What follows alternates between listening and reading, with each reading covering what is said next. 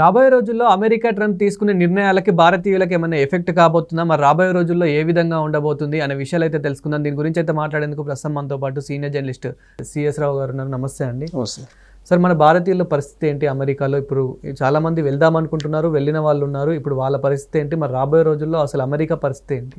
ఇప్పుడు తాజాగా తీసుకుంటున్నటువంటి నిర్ణయాల ప్రకారం అమెరికాలో మన వాళ్ళే కాదు, ఏ దేశంలో వాళ్ళైనా సరే ఉండేటువంటి పరిస్థితి లేదు అక్కడ.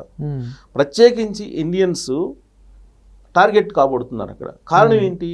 అమెరికా అధ్యక్షుడు ట్రంపే ఇండియన్స్కి మీరు అవకాశాలు ఇవ్వద్దు అని చెప్పి కార్పొరేట్ సంస్థలు చెప్తున్నారు.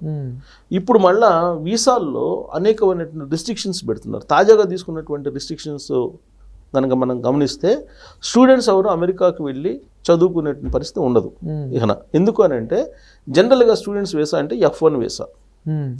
ఇది ఈ వీసా మన అక్కడికి వెళ్తారు, 5 years ఆ వీసా, 2 years చదువుకుంటారు, ఆ తర్వాత 3 years జాబ్కి ట్రై చేసుకుంటారు, సెటిల్ అయిపోయే వాళ్ళు చాలా ఎక్కువ మంది ఉంటారు.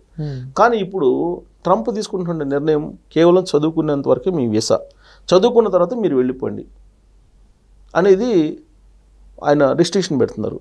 స్టేటస్, వీసా స్టేటస్ అనేది ఒకటి పెడుతున్నారు. టైమ్ ఆఫ్ వీసా స్టేటస్ అని ఒకటి పెడుతున్నారు. అంటే చదువుకోవడానికి వస్తున్నారు, మీరు చదువుకున్న తర్వాత మీరు వెళ్ళిపోవాలి. మీరు వెళ్ళిపోకపోతే ఆ స్టేటస్ ఏంటి అనేది ఇమీడియట్గా ఐడెంటిఫై చేసి వాళ్ళే స్వదేశానికి పంపించేస్తారు. ఇప్పుడు F1 వీసా, అలాగే J వీసా, అలాగే I వీసా. I వీసా అంటే జర్నలిస్టుల వీసా. అలాగే J వీసా ఇది సాంస్కృతిక మార్పిడి అని అంటారు. సాంస్కృతిక మార్పిడికి సంబంధించి ఇచ్చేటువంటి వీసా అది. అలాగే బిజినెస్ వీసా, H1B వీసా, ఇలా రకరకాలు ఉన్నాయి. ఈ సాంస్కృతిక మార్పిడికి అని అంటే ఎలా వెళ్తారంటే ఇక్కడి నుంచి కల్చరల్ ప్రోగ్రామ్స్ నిర్వహించడానికి అమెరికాకి వెళ్తారు. ప్రతి సంవత్సరం మనకి తానా, ఆట, నాట, నాట్స్ ఇవన్నీ రకరకాల సంస్థలు ఉన్నాయి. అవన్నీ అక్కడ కల్చరల్ ప్రోగ్రామ్స్ నిర్వహిస్తూ ఉంటాయి. వాటికి ఇక్కడి నుంచి వాళ్ళు వెళ్తూ ఉంటారు. వెళ్ళి వాళ్ళు ఏం చేస్తూ ఉంటారంటే అక్కడే స్థిరపడిపోతుంటారు. స్థిరపడిపోవడం అంటే ఎక్కువ రోజులు ఉంటాం. ఎక్కువ రోజులు ఉండి అక్కడక్కడ ప్రోగ్రామ్స్ పెడుతూ డాలర్లు సంపాదించుకునే పనిలో ఉంటుంటారు ఎక్కువ మంది. అలాంటి వాళ్ళకి కేవలం మన వాళ్ళకే కాకుండా ఆయా దేశాల నుంచి వచ్చి అక్కడ ఈ ఉండిపోయే వాళ్ళని టార్గెట్గా చేస్తూ వాళ్ళకి 3 months, ఓన్లీ 3 months, 3 months లోపల మీరు అమెరికా విడిచి వెళ్ళిపోవాలి, లేదా శాశ్వతంగా అమెరికాకు రాకుండా వేటు వేసేటువంటి నిర్ణయం తీసుకున్నారు J వీసా మీద. అలాగే F1 వీసా. F1 అంటే స్టూడెంట్స్ వీసా. స్టూడెంట్స్ వీసాలో కూడా 5 years కాస్త దాన్ని 4 yearsకి తీసుకురావాలనేటువంటి ఒక ఆలోచన చేస్తున్నారు అనేది ఒకటి. అసలు చదువుకోగానే వెళ్ళిపోవాలి కదా, ఎందుకుంటారు ఇక్కడ, అసలు 2 yearsకే కుదించాలనేది ఇంకొక ఆలోచన చేస్తున్నట్టు వినిపిస్తుంది. ఇక I వీసా, అది ఇంటర్నేషనల్ జర్నలిస్టులు. I వీసా మీద నేను కూడా అమెరికా వెళ్ళా. I వీసా మీద వెళ్ళి 6 months తర్వాత ఇక్కడ వచ్చేసేయాలి, మళ్ళీ వెళ్ళొచ్చు. 5 years ఇస్తారు దాన్ని, మళ్ళీ వెళ్ళొచ్చు. కానీ ఇక నుంచి I వీసా అనేది మీరు ఎందుకు వెళ్తున్నారు, ఏ ప్రోగ్రామ్ కోసం కవర్ చేయడానికి వెళ్తున్నారు, ఆ ప్రోగ్రామ్ అయిపోయిందా మీరు వెళ్ళిపోండి అంటే స్టేటస్. ఓకే, వీసా స్టేటస్ ఎప్పటికప్పుడు వీసా స్టేటస్, ఎన్ని రోజులకి మీరు అక్కడ ప్రోగ్రామ్ ఉంది, ఎన్ని రోజులు స్టే చేస్తారు, ఎన్ని రోజులు ఉంటారు, మ్యాక్సిమం 3 months, తర్వాత ఉండడానికి లేదు అన్నట్టుగా ఆ వీసా నిబంధనల్ని సవరిస్తున్నారు అని అంటున్నారు. ఇప్పుడు ఆ వీసా నిబంధనలు కనుక సరళిస్తే H1B వీసా కూడా ఇప్పుడు సడలిస్తున్నారు. ఆ H1B వీసాకు సంబంధించి కూడా కొన్ని పరిమితులు విధిస్తున్నారు. ఈ పరిమితులు విధించడం కారణంగా అక్కడ ఉండేటువంటి పరిస్థితి లేదు. ఇప్పుడు సపోజ్ H1B వీసా ఉన్నటువంటి వాళ్ళకు ఉద్యోగం పోయింది. ఈ ఉద్యోగం మళ్ళీ ఎదుర్కోవడానికి ఇప్పటి వరకు ఒక 6 నెలలు ఏదో టైం ఉంది. ఇప్పుడు దాన్ని 3 నెలలకు కుదిస్తే 3 నెలల ఉద్యోగం రావచ్చు, రాకపోవచ్చు. ఈ 3 నెలల తర్వాత ఉద్యోగం రాకపోతే నువ్వు అమెరికాలో ఉండడానికి లేదు. ఒకవేళ అమెరికాలో ఉంటే నీకు శాశ్వతంగా మళ్ళీ అమెరికాలోకి ఎంటర్ కావడానికి లేకుండా మీకు డిపోర్టేషన్ చేస్తారు, అంటే తిరిగి స్వదేశానికి పంపించేస్తారు. ఇప్పుడు ఎవరైతే వెళ్తున్నారో వాళ్ళకి ఇలాంటి నిర్ణయాలు అయితే తీసుకుంటున్నారు వాళ్ళ కోసం అయితే, మరి ఇప్పుడు ఎవరైతే ఉన్నారో అమెరికాలో, సో వాళ్ళ పరిస్థితి ఏంటంటే వాళ్ళు 5 సంవత్సరాల కన్నా ఎక్కువనే అవుతుంది వాళ్ళు ఉండబట్టి కొందరు, సో వారి పరిస్థితి ఏంటి? వాళ్ళకు కూడా ఇప్పుడు తాజాగా అమెరికా ప్రభుత్వం ఆల్రెడీ ప్రతినిధుల సభలో పాస్ అయింది బిల్లు. ఇప్పుడు సెనేట్లో కూడా పాస్ అయితే చట్టరూపంలో రాబోతుంది.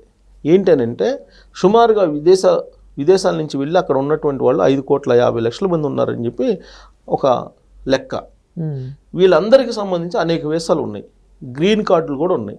గ్రీన్ కార్డులు ఉన్నవాళ్ళు కూడా శాశ్వత పౌరులు కాదు, అమెరికా పౌరులు కాదని చెప్పారు కదా, శాశ్వత నివాసులు కాదని చెప్పేశారు కదా, పౌరులు కాదని చెప్పారు, శాశ్వత పౌరులు కాదని చెప్పేసి చెప్పారు.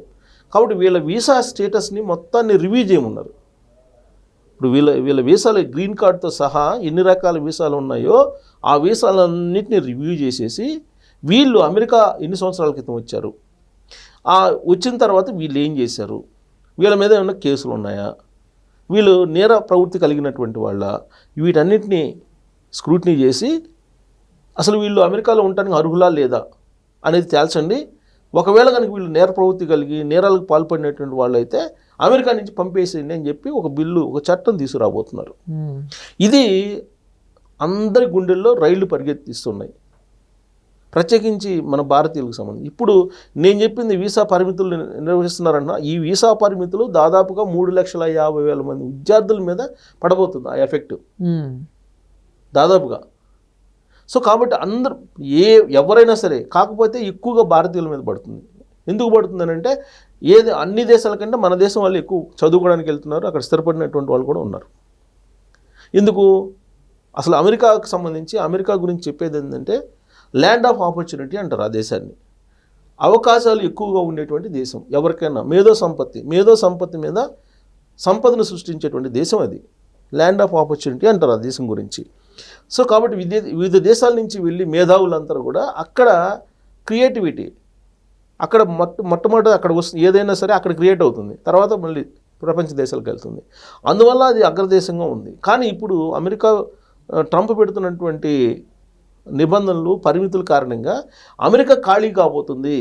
అమెరికా ఖాళీ కావడంతో పాటు ఖతమవుతుంది, ఆర్థికంగా కూడా కంప్లీట్ క్లోజ్ కాబోతుంది ఆ దేశం అనేటువంటిది చర్చ నడుస్తుంది. అందుకే అమెరికాలో ఉండే పౌరులు కూడా అనేక సందర్భాల్లో ట్రంప్ని రీకాల్ చేయాలి, ట్రంప్ని అసలు అధ్యక్ష పదవి నుంచి దించేయాలనేటువంటి డిమాండ్ కూడా వస్తున్నాయి కదా ఈ మధ్యకాలంలో.